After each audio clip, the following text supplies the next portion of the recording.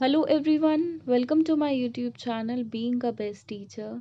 आज की इस वीडियो में हम लैंग्वेज अक्रॉस करिकुलम सब्जेक्ट का टॉपिक करेंगे मल्टीलिंगुअलिज्म। देखिए, जो आपके एग्ज़ाम में क्वेश्चन आता है वो कुछ इस प्रकार से आता है कि right a short note on multilingualism, जो आपका 4 मार्क्स में आ सकता है। एंड बिग क्वेश्चन 16 मार्क्स में भी आपका आ सकता है कुछ इस प्रकार से, what do you mean by multilingualism और व्हाट आर द एडवांटेजेस और डिसएडवांटेजेस ऑफ मल्टीलिंगुअलिज्म। बिल्कुल आसान शब्दों में बात करेंगे कि मल्टीलिंगुअलिज्म होता क्या है। मल्टीलिंगुअलिज्म दो शब्दों को जोड़कर बना है, मल्टी और लिंगुअलिज्म। मल्टी मतलब दो या दो से अधिक, और लिंगुअलिज्म का मतलब होता है लैंग्वेज। कहने का मतलब, जब एक इंडिविजुअल को दो या दो से ज़्यादा भाषाओं का ज्ञान हो तो उसे मल्टीलिंगुअलिज्म कहा जाएगा। हिंदी में मल्टीलिंगुअलिज्म को बहुभाषावाद कहा जाता है। बहु यानी कि दो या दो से अधिक, और भाषावाद मतलब भाषाएं, मतलब दो या दो से ज़्यादा भाषाओं का ज्ञान। चलिए रीड कर लेते हैं क्या लिखा है। Multilingualism is the use of more than one language either by an individual speaker और by a group of speakers. It is an asset. देखिए, जो मल्टीलिंगुअलिज्म है ये एक तरह का एसेट है हमारे लिए, मतलब ये एक तरह की संपत्ति, धरोहर है हमारे लिए। देखिए, जब भी बच्चों को एक से ज़्यादा भाषा का ज्ञान होगा तो उससे क्या होगा, बच्चों की लर्निंग बढ़ती है, इन्हांस होती है, उनको ज़्यादा कुछ आएगा, उनके लिए जॉब पाना फ्यूचर में आसान होगा, और वो बच्चे बहुभाषी बनेंगे और वो ज्ञान को भी किसी भी लैंग्वेज में ले पाएंगे। देखिए, जो NCF 2005 आया था उसमें भी 3 लैंग्वेज फॉर्मूला था, जिसके बारे में हमने फर्स्ट ईयर में पढ़ा है। तो मल्टीलिंगुअलिज्म के बेस्ड पे वो था। कैसे? क्योंकि उसमें 3 लैंग्वेज फॉर्मूला था कि हर बच्चा अपनी स्कूल लाइफ में 3 लैंग्वेजेस पढ़ेगा। इंग्लिश, हिंदी तो होती ही है, साथ में थर्ड कोई आपकी रीजनल लैंग्वेज या चॉइसेस दे दी जाती हैं 6, 7, 8 में या 9, 10 में भी होती हैं, जैसे कि संस्कृत, फ्रेंच, जर्मन एट्सेट्रा, जिसमें बच्चे को एक लैंग्वेज अपनी पसंद की चूज़ करनी होती है। तो इस तरह से स्कूल लाइफ में बच्चा 3 लैंग्वेज फॉर्मूला के तहत 3 लैंग्वेजेस सीखता है। अब देखिए, जब बच्चे को 3 लैंग्वेज आती हैं तो वो कुछ पढ़ना चाहता है, कोई ज्ञान लेना चाहता है, साइंस का, मैथ्स का, जीके एट्सेट्रा, वो किसी भी लैंग्वेज से ले सकता है। तो यहाँ पे बच्चे के लिए उसकी नॉलेज इन्हांस होती है। देखिए, हमेशा जितनी लैंग्वेजेस का ज्ञान हो वो एक तरह से भंडार हो जाता है नॉलेज का हमारे लिए। सपोज बच्चे को इंग्लिश आती है और इंग्लिश इंटरनेशनल लैंग्वेज है, अब बच्चा कहीं पे भी ट्रैवल करता है वर्ल्ड में तो उसके लिए बहुत आसान हो जाता है वो ट्रैवल करना। चाहे वहाँ पे उसको खाना खाना हो, मेन्यू चाहिए हो, तो वो उसके लिए इजी हो गया। कोई फॉर्म भरना हो वो इजी हो गया। ऑनलाइन कुछ बच्चा देख रहा हो, इंटरनेशनल चीज़ें, इंटरनेशनल या बाहर से किसी देश से कुछ मंगा रहा हो तो उसके लिए आसान हो जाता है। देखिए, हर एक लैंग्वेज, जितनी लैंग्वेजेस का ज्ञान आपको है वो आपको फ़ायदा ही करता है, आपकी नॉलेज बढ़ाता ही है। तो इसलिए ये 3 लैंग्वेज फॉर्मूला स्कूल के बच्चों के लिए रखा गया था कि सब बच्चे इंग्लिश, हिंदी और साथ में एक थर्ड लैंग्वेज तो सीखें ही अपनी लाइफ में। आगे रीड कर लेते हैं। A person who can speak multiple languages is known as multilingual. तो जो इंसान दो या दो से अधिक भाषाएं बोल पाता है उसको क्या कहा जाता है? उसको कहा जाता है multilingual. It should be treated as a resource, a teaching strategy. देखिए, इसको टीचिंग स्ट्रैटेजी की तरह, एक रिसोर्स की तरह टीचर को यूज़ करना चाहिए।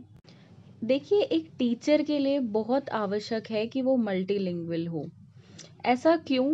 एग्जाम्पल से समझते हैं। फॉर एग्जाम्पल, सपोज हरियाणा में एक बच्चा स्कूल आता है या किसी भी एरिया के बच्चे एक पर्टिकुलर स्कूल में आते हैं और उनको हरियाणवी लैंग्वेज उनकी मदर टंग है। अब वो स्कूल में इंग्लिश सीख रहे हैं, तो कन्वर्जन कैसे होगा? उनको हरियाणवी से आपकी इंग्लिश लैंग्वेज सिखाई जाएगी। ऐसे ही संस्कृत सिखा रहे हैं तो हरियाणवी टू संस्कृत उनको सिखाई जाएगी। देखिए, हमेशा पर्टिकुलर मदर टंग की सहायता लेते हुए, हेल्प लेते हुए हम कोई भी न्यू लैंग्वेज बच्चे को सिखा सकते हैं। तो यहाँ पे अगर बच्चे को इंग्लिश, हिंदी या और कोई लैंग्वेज सिखानी है तो उसकी मदर टंग का यूज़ करना पड़ेगा। तो इसलिए टीचर के लिए भी इम्पॉर्टेंट है कि वो एज अ रिसोर्स लैंग्वेज को यूज़ करे, प्लस टीचर को हरियाणवी, इंग्लिश, हिंदी ये भाषाएं आती हों जो एक एरिया में कॉमन है, प्लस जो पढ़ानी है। तो इट इज़ वेरी इंपॉर्टेंट कि एक टीचर मल्टीलिंगुअल हो। Next is there is a strong positive correlation between multilingualism and cognitive growth, divergent thinking and scholastic achievement. देखिए, यहाँ पे कहा जा रहा है कि एक पॉजिटिव कोरिलेशन है मल्टीलिंगुअलिज्म का कॉग्निटिव ग्रोथ में। कैसे? देखिए, जब बच्चा बहुभाषी होगा, जब उसको बहुत सारी भाषाएं या दो से ज़्यादा भाषाएं आएंगी, तो उसकी दिमाग का, उसके मस्तिष्क का विकास होगा, उसकी डाइवर्जेंट थिंकिंग होगी, वो सोच पाएगा, अपनी ओपिनियंस रख पाएगा, अपने तरीके से सोच पाएगा, डिफरेंट एरियाज में सोच पाएगा, प्लस स्कॉलास्टिक अचीवमेंट। अब वो ज्ञान अपने अंदर 2 या 3 भाषाएं उसको आती हैं तो उनके थ्रू ले सकता है। इस तरह से वो अच्छा भी अचीव कर पाएगा।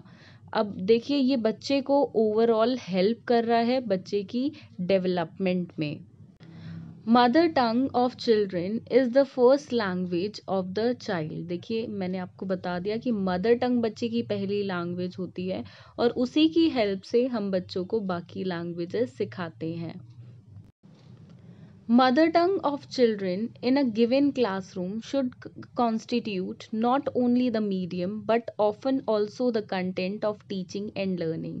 बच्चे को कुछ भी ज्ञान देना है, हमें बच्चे को पढ़ाना है, तो टीचिंग लर्निंग में बहुत ज़रूरी है कि बच्चे की मदर टंग हम यूज़ करें।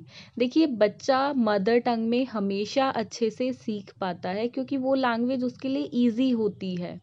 फॉर एग्ज़ाम्पल, अगर एक पंजाब का क्षेत्र है और वहाँ पंजाबी बोली जाती है, ऐसे ही अगर किसी साउथ का आप क्षेत्र लगा ले, लाइक केरला है, वहाँ मलयाली बोली जाती है, तो वहाँ पे पर्टिकुलर टीचर जो अपॉइंटेड है उसको अगर वो रीजनल लैंग्वेज आती है और सपोज़ उसको क्लास में इंग्लिश पढ़ानी है या संस्कृत पढ़ानी है, तो वो मदर टंग की सहायता लेते हुए वो लैंग्वेज पढ़ा सकती है।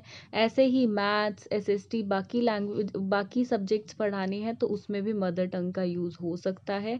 इससे बच्चे और अच्छी तरह समझते हैं। It is important to ensure that the language of the child, each child, be respected in the classroom. ये भी ज़रूरी है कि हर एक बच्चे की जो भी मदर टंग है, जो भी उसकी रीजनल लैंग्वेज है, मदर टंग है, उसको सम्मान दिया जाए।